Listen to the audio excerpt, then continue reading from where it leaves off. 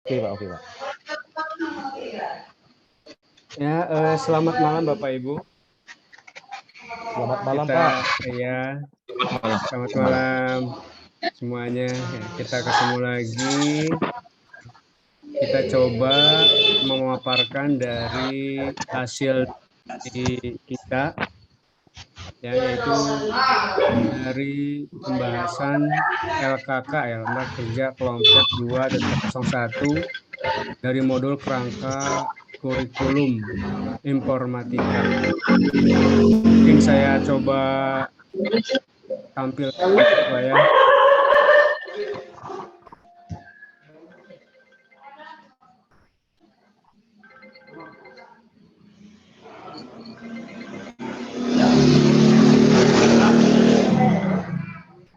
Ini Pak, yang sudah Bapak Ibu yang sudah kita coba diskusikan sebelumnya, ya kita coba jabarkan kembali. Mudah-mudahan ini bisa jadi masukan buat yang ada di atas, ya, yang menempuh jabatan.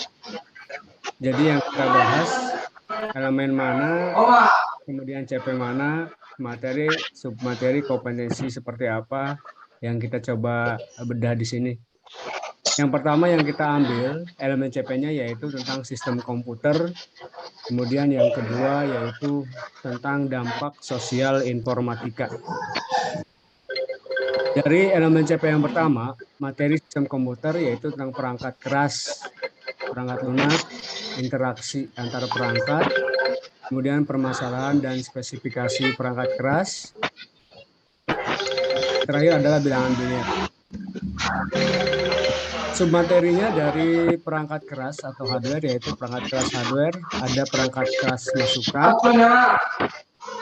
kemudian sebagai proses, sebagai output, kemudian dilanjut ada juga sebagai peranti penyimpanan sekunder, dan peranti lainnya.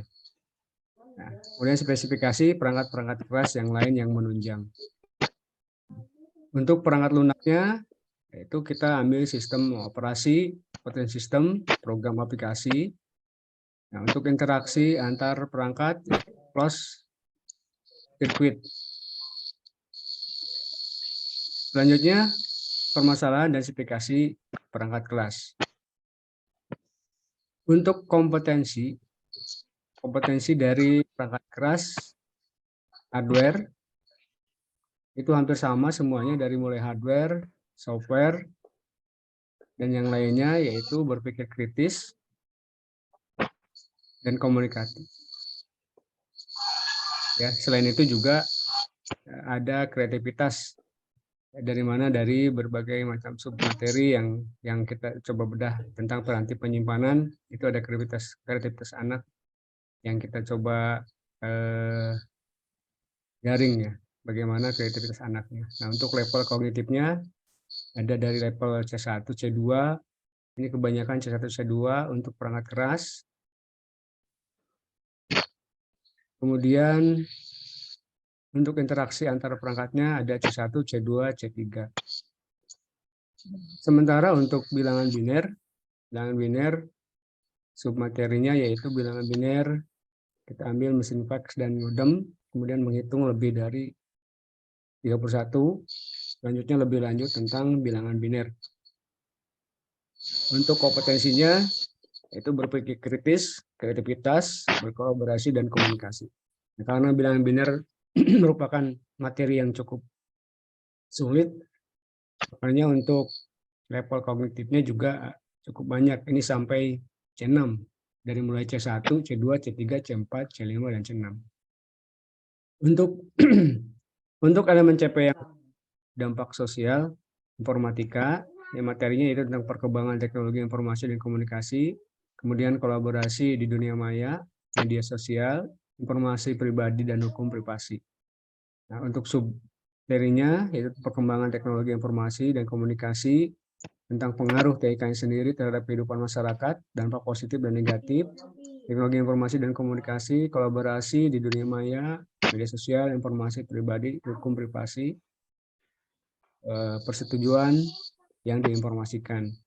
Nah, kemudian untuk kompetensinya dari dampak sosial informatika yaitu berpikir kritis, kreativitas, berkolaborasi, dan komunikasi.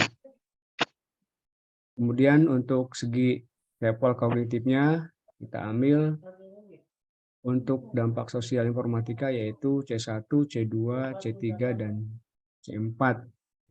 Itu untuk materi tentang perkembangan teknologi, dan untuk yang terakhir informasi pribadi itu C1, C2, dan C4.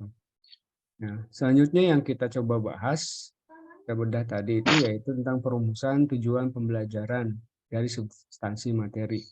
Ya, dari CP yang sama, yaitu tentang sistem komputer dan dampak sosial informatika.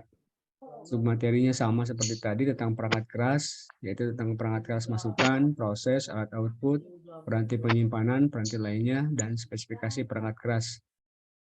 Ya, kemudian perangkat lunaknya yaitu sistem operasi, program aplikasi, interaksi antar perangkat, dan permasalahan spesifikasi perangkat. Ya, kemudian bilangan biner. Nah, untuk dampak sosial dari submaterinya yaitu perkembangan teknologi informasi dan komunikasi, pengaruh TIK terhadap kehidupan masyarakat, dampak sosial, dan negatif teknologi, informasi, dan komunikasi. Selanjutnya kolaborasi dunia maya, media sosial, informasi pribadi, dan hukum privasi. Hukum privasi, kemudian persetujuan yang diinformasikan. Nah, untuk tujuan pembelajaran dari CP yang kita ambil itu, untuk sistem komputer, yaitu siswa mampu menjelaskan komponen, fungsi, dan cara kerja komputer yang membentuk sebuah sistem komputer. Kemudian yang kedua, siswa diharapkan mampu memahami proses modifikasi data atau biner dan penggunaan modifikasi untuk penyimpanan data dalam memori komputer.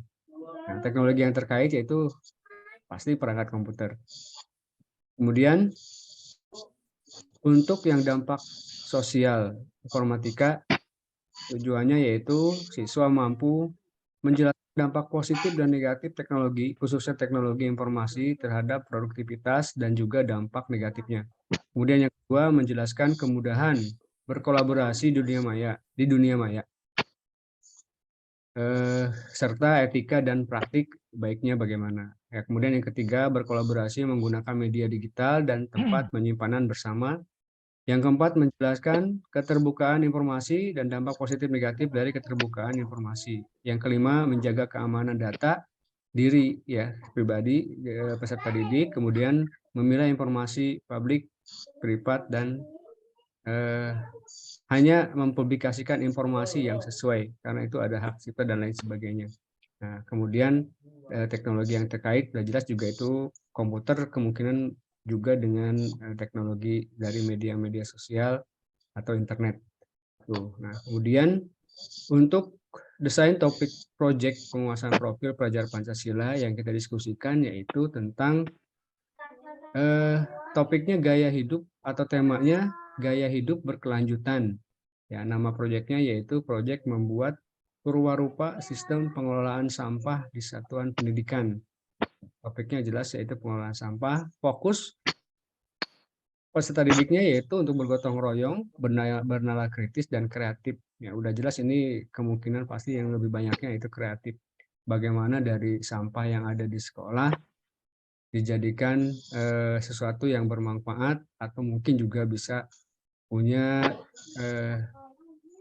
bisa dijual gitu ya maksudnya. Bisa menjadi sesuatu hal yang unik, menarik. Ya, selain dari menjadi hiasan dan lain sebagainya juga mungkin bisa dijual dan dimanfaatkan ke hal yang lebih positif. Mungkin itu Bapak Ibu ya.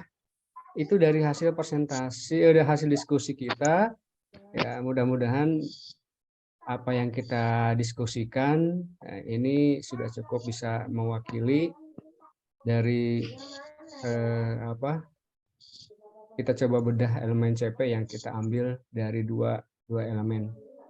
Ya, itu saja mungkin Bapak Ibu yang bisa saya sampaikan. Nah, ini juga memang hasil dari kita semua. Mudah-mudahan bisa jadi inspirasi juga diterima oleh kelompok yang lain atau oleh pihak-pihak yang memang membutuhkan. Itu saja Bapak Ibu.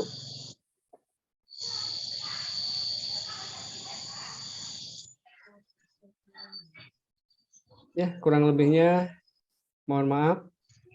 Ya, ini dari kita, oleh kita. untuk kita.